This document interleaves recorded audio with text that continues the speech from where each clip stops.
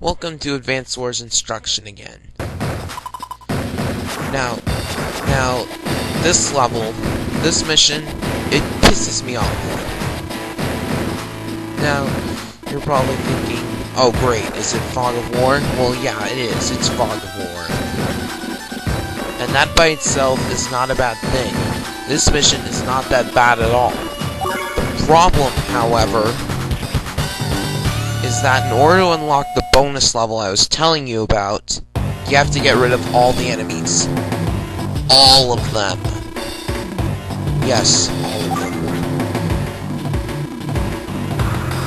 Yes, no need for any special explanation, because we've seen it already and how cruddy it is.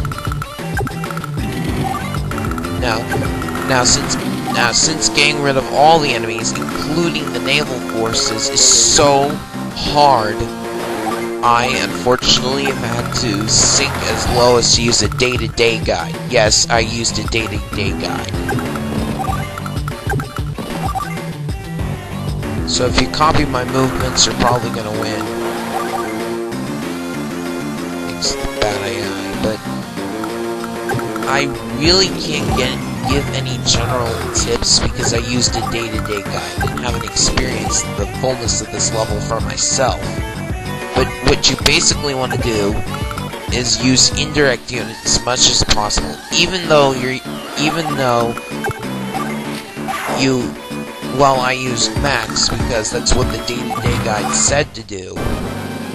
But you want to make use of the indirect ground units to take out the sea units.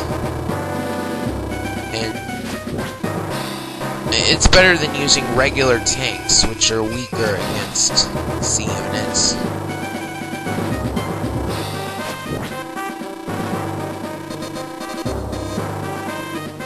But if you don't want the bonus mission, and most people probably won't, and I'll explain why later, much later. If you don't want the bonus mission, just send an APC and an infantry up to the HQ, protect it with your tanks, and just capture. It's that simple.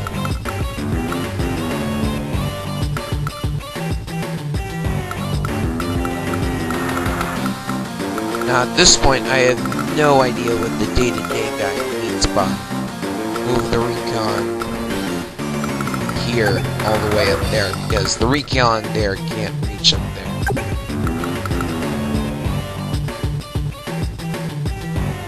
Oh, and another thing. Do you know what a choke point is? No? Listen up. A choke point is like the topmost bridge. You just put a tank or something there and put indirect units behind it.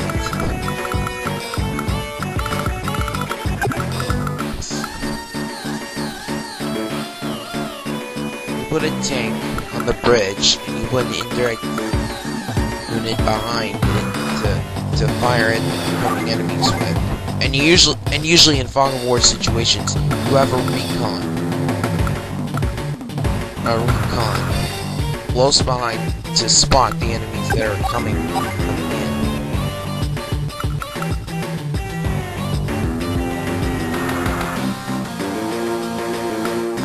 I do not know why they give you a lander. You don't need a lander, so why do you have one?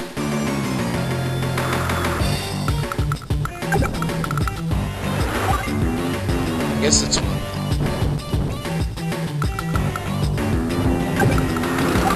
I also had to redo this level a couple times. So if you don't get it first try,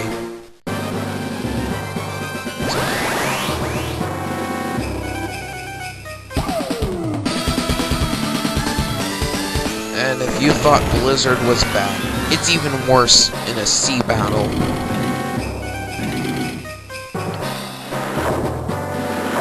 I have no idea why he is raising the subs right now.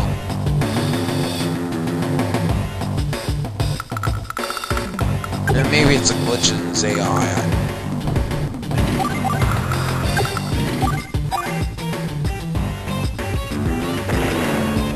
Yeah. you'll see that I pause a lot in the video because I'm checking to make sure that I'm doing it right, as the day-to-day guide says.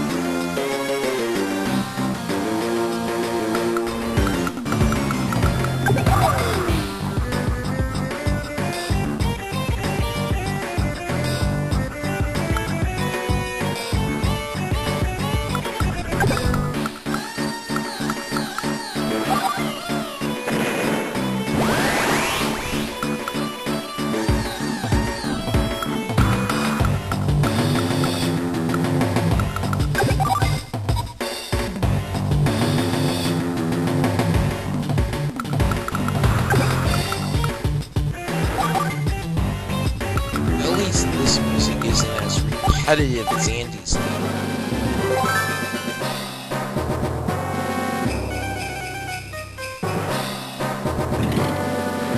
Not to be a critic or anything, but do they have to have the same name for the bad guy? We fight the bad guy a lot, the same bad guy.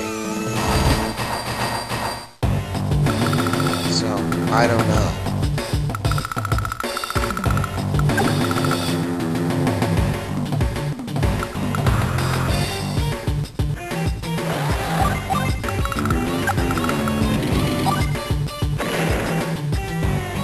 I forgot to mention that Max's CO power, it makes his units move farther, and Windows Movie Maker just screwed up, so I don't know what just happened. Anyways, Max's CO power lets his direct fire units move even farther, as well as the firepower increase.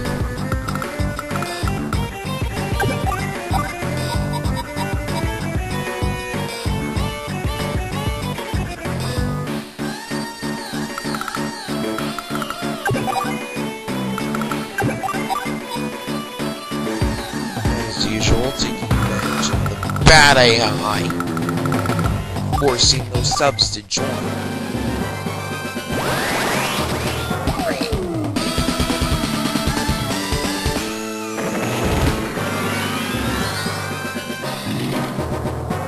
See, the reason why I do these videos is because Advance Wars 1, it's the hardest out of all three.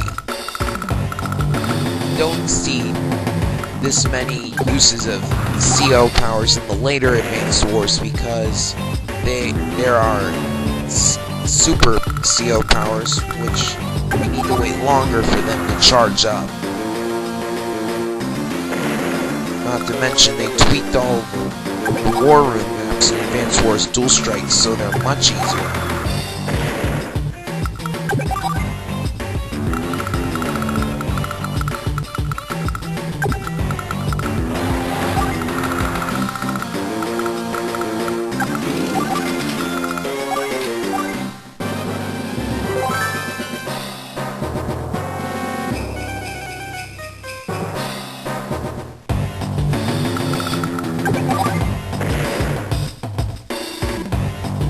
You know you've unlocked a bonus level when you get an alternate ending from what you normally